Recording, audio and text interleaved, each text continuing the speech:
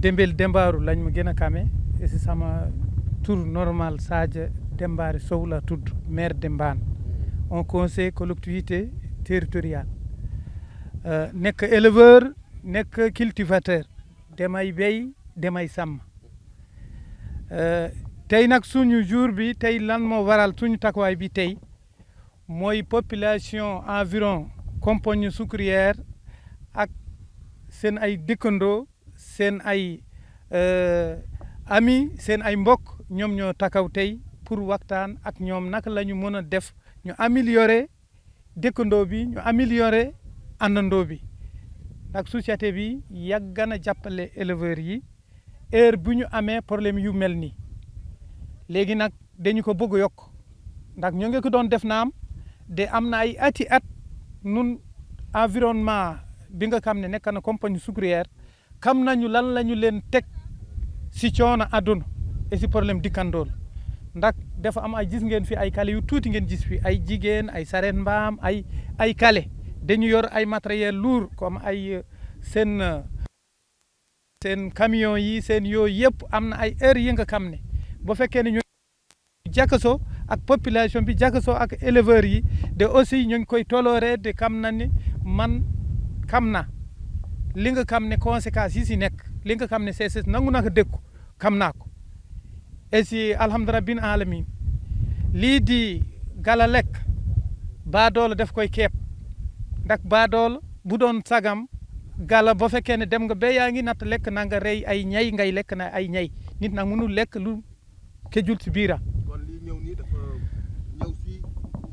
si dafa ñëw si période bi nga xam ne fii dafa manqué ñàkk di nag yu bëri tey ñii ñu ngi Jolof ñii ñu ngi Fuuta amul fu nagu mbaan nekkul ndax vraiment population mbaan nag yi ñu yor si biir Sénégal amul ndax nag yu dem Daara Jolof yëpp yi majeure partie bi fii la ñuy jógee ñi dem Mumar Sarr fii la yaa ngi dégg dañ nekk bit gannaaw réew mi fii la nag naar yëpp fii la ñuy jaar donc ñoo ngi laaj gouvernement bi dañu jàppale sàmm yi si li nga xam ne mel nañu lim comme ay ripaas ñu subventionné ko ba mu bi kadi ñu jaarale ko fi ñu ko war jaarale ba éleveurs yi am si accès donc nag maa ngi waxtaan ak MEMRA ak Compagnie sucrière naka la ñu mën a def ba dëkk yi nga xam ne wur nañu casier bi ñu am accès si biir tool bi si période heure bi ba mu jotee comme li ñu doon def nañu ko yokk def maa ngi nuy nag ñëpp gërëm ñëpp bëgg ñëpp nag ñu muñ a lante rek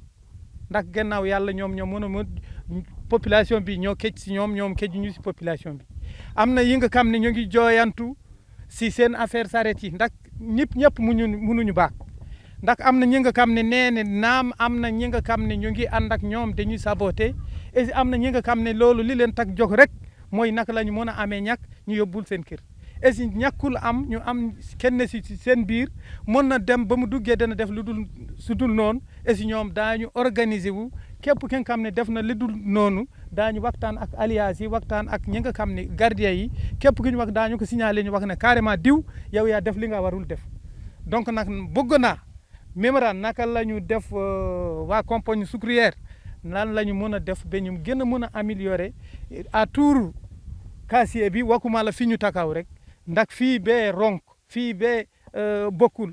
am na ñu bare fii bee Roos Sénégal dañu nekk à côté di si casier bi bëgg naa naka la ñu mën a def ñu ubbi ay bunt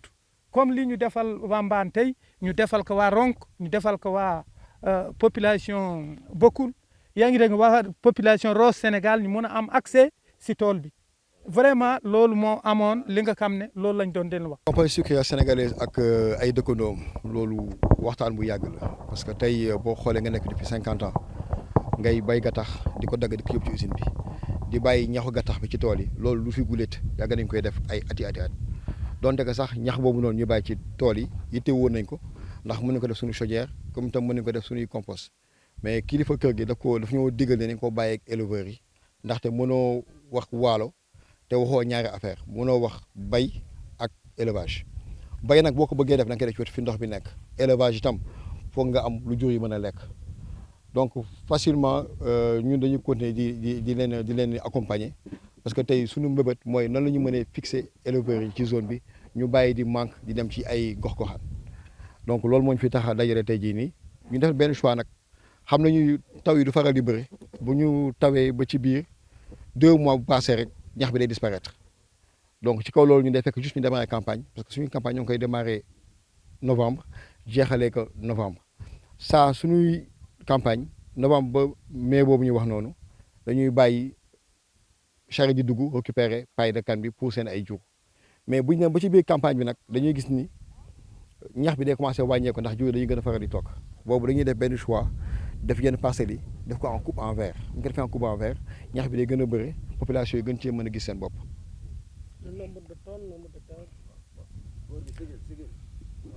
Nombre de tonnes tey jii nii par exemple mën nañu wax ba ñu demee campagne ba léegi nii bii la ñu dijjee essentiellement pour population yi am na beneen parcelle la nga gis bu si kanamee boobu la ñu jox également pour coopérative yi parce que du seulement éleveur du seulement charretier yi am na tamit ay coopératives yoo xam ni dañoo développé wu ci gox bi à cause de la compagnie sucrière sénégalaise ak paille bi ñu am comme potentiel da nga gis bu si kanamee mais bu ñu xoolee tey parcelle bii nii ñu ngi ci lu tolloog 20 hectares 20 hectares yu ñu toll fi ñu toll nii. boo ko xoolee boo ko xaymaa yaa ngi ci entre 8 tonnes hectares boo ko xaymaa bu jox la 160 tonnes ci 20 hectares yu ñu wax yëpp nii. léegi nag lii day nekk li nga xam ne bëgg nañ ko développer ndax tey bu ñu bëggee fixer aussi population yi ñu toog fii ak seen ay jur day laaj aussi ñu gën a mën a yokk potentiel bi ñoo ngi waxtaan ak les collectivités ak les populations aussi pour xool nu ñu mën a améliorer loolu noonu def ay abreuvoirs yu gën a jege parce que tey boo xoolee gox-goxaan bi bu dee am na 3 ba 4 forages benn ci dox. donc bu su ko defee dañ ko xool yi am na benn abreuvoir bu nekk fële population yi pratiquement yëpp di indi seen jur pour ñuy naan donte que war nañ ko mën a gën ko yeesal parce que dañ ko def pour benn dimensionnement mais léegi dafa gën a bëri pression. Entre la CSS et son voisinage c'est une très longue histoire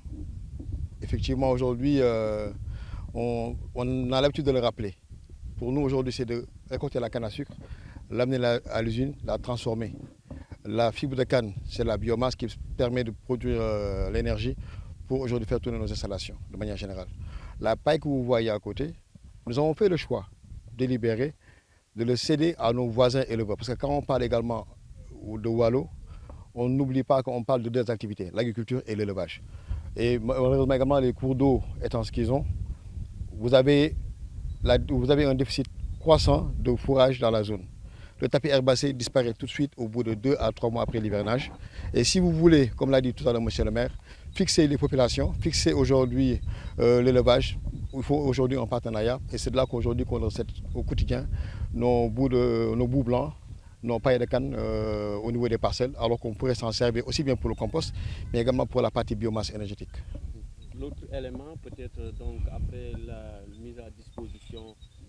des champs de niébé dans cette même zone, aujourd'hui vous proposez donc de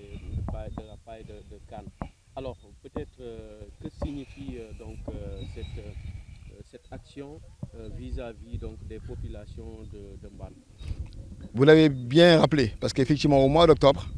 déjà il faut rappeler la genèse, il y a cela 2 ans, on avait essayé un premier test de 2 hectares pour aujourd'hui faire de la culture de niébé au profit des populations.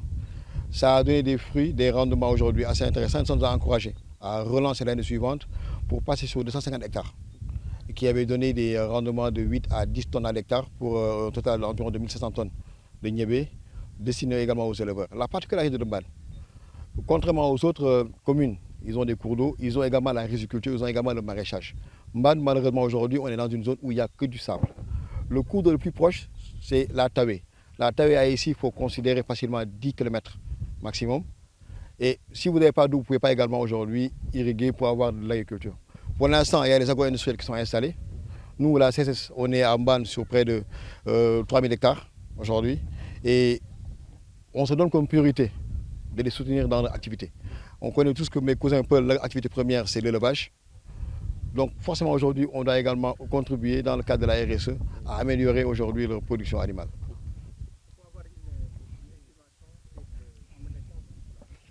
Aujourd'hui, c'est ce qu'on appelle la coupe en vert. On a préféré, comme vous le savez, dans cette période de l'année, le tapis herbacé a disparu depuis longtemps. Donc maintenant, il faudrait continuer à les sédentariser, à les fixer,